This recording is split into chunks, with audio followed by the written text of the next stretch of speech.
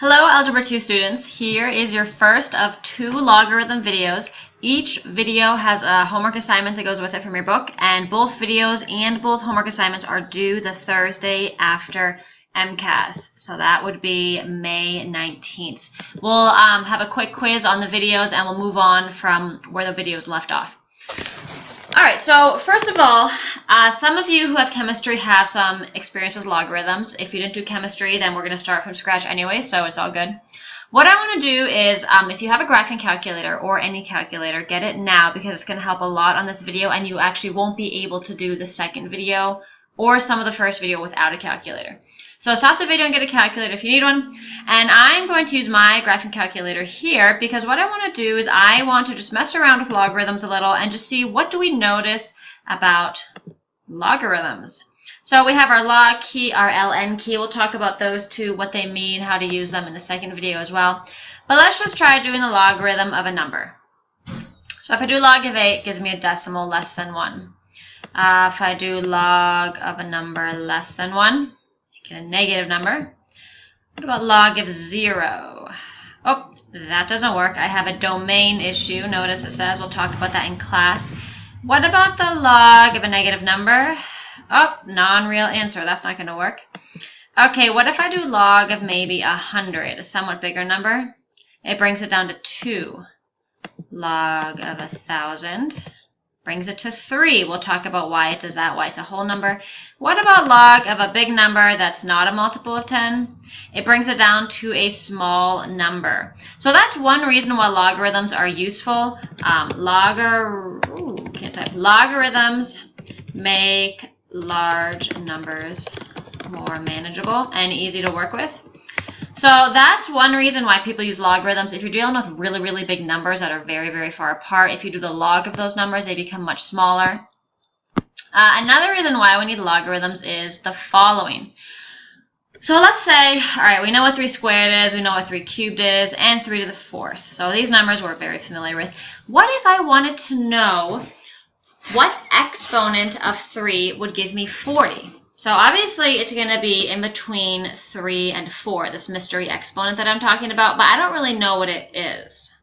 Now realize that if we were really desperate and we really, really had to know what exponent of 3 gave us 40, what we could do is just go to a calculator and just pick numbers between 3 and 4 to be a power of 3, because we know it has to be between 3 and 4. I start at halfway, it's too large. I do 3.4, still too large. 3.3, oh, now that's too small because I want 40, so I bump it up to 3.35, getting closer. Notice if I do this exponent, I'm pretty close to 40, but again, it's not exact. So I just kind of summarize the results here. But again, this is a waste of time, and we don't want to have to do this if we need exponents. So what mathematicians did, John Napier, this mathematician I named here, he's one of the ones that came up with the name and was responsible for defining logarithms. This x value, the mystery exponent, is defined using a logarithm, and it is written as log base 3 of 40. Now notice when you write a logarithm, there is always a base. Sometimes a base is not written, and we're going to talk about why that is. Even if it's not written, there always is a base, and the base needs to be written smaller. And this larger number is what you're doing the logarithm of. So notice an exponent is defined with a logarithm. So exponents are really just logarithms. Don't make it harder than it is. Some people make it more complicated because they don't like the notation and it's new and they're uncomfortable with it. Just keep in mind logarithms are exponents. So here's a definition you need to know. Log base b, which is right here. You can convert, it's basically defined using exponential form. If you have x equals b to the y, that's equivalent to y equals log base b of x. So exponential form and logarithmic form. So again, you say y equals log base b of x. And this is what you're going to use to convert from one form to another. And that's the first thing that I'm going to have you practice. You have to be able to convert back and forth and be comfortable with logarithmic form. So let's start right here. Converting from exponential to logarithmic form. Let's take a basic exponential statement. We're very comfortable with this. 2 cubed is 8. You've known that for a very long time now. If I'm going to convert it, some people like labeling it at first until they're comfortable with it. X equals b to the y. Here we go. then y equals log base b of x. So 2 is my b here, my base. It's raised to the y power, so 3 is my y, and 8 is my x. Okay, x equals b to the y, then y equals log base b of x. And I just fill in the 2 in place of b because I already called it b, and I replace 8 with x because that's what I called it here. And the logarithm equals the exponent. Okay, so notice the exponent is what the logarithm equals, and then this red bar just says the base of the exponential form is the same as the base of the logarithm. So I want you to write these 4 more down, pause the video, and then convert them on your own. So fill these 4 out, and then come back to check your work. All right, so by now you should have attempted these 4 on your own. Please check your work here. Now, what I want you to do is I want you to look at these logarithm statements and see if you notice something about the numbers, because our eventual goal is to evaluate these in our head. So, for example, find what log base 4 of 64 is. All right, so let's pretend that we didn't know that log base 4 of 16 was 2. Well, we know it is 2, but let's think, how could I get 2 just from 4 and 16? Or for example, pretend you didn't know this was 3. How could you go from log base 5 of 125? How could you look at these numbers and get 3? Same deal here. So I want you to stop the video, think about that, or in your mind, think about this right now. And what you should come to the realization of is that whatever the base is, you need to raise it to a power to get this number, and whatever that power is, that's what the logarithm equals. So for example, 5 to what power is 125? Oh, it's to the 3rd power.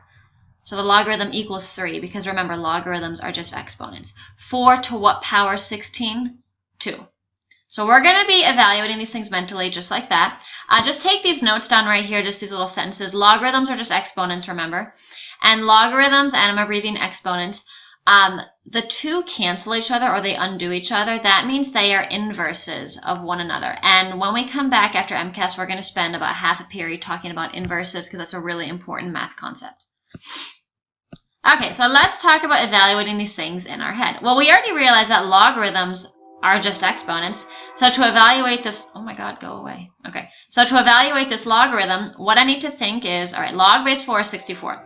I need to know what power of 4 or what exponent on 4 would give me 64. 3.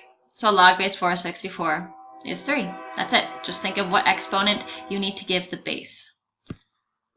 So knowing that, why don't you give these 7 a shot? So pause the video again, try these on your own, and then when you've done them, come back and check your answer. So make sure you're pausing right now.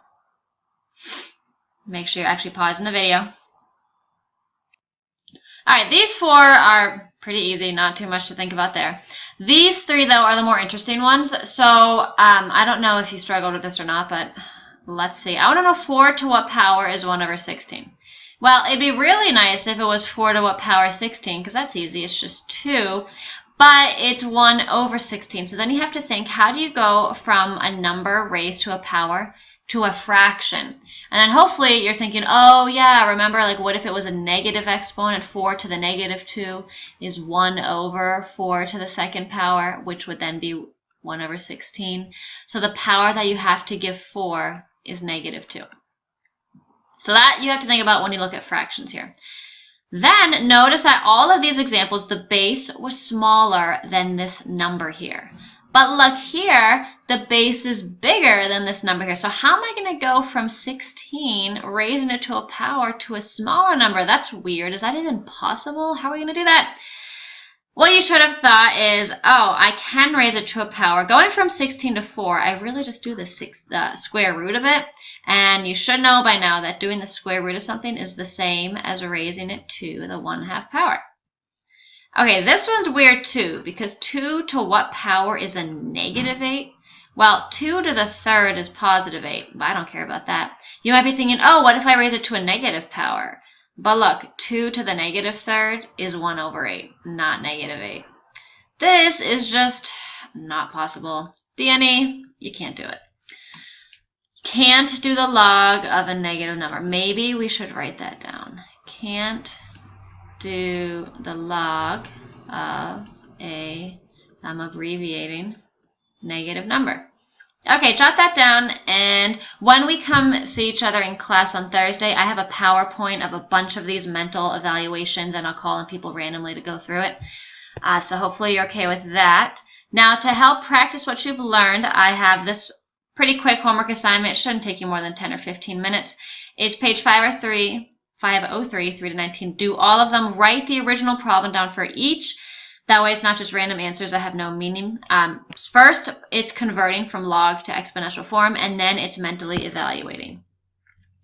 Okay, so when you're all set with that homework, watch video number 2, which I'm going to do right now.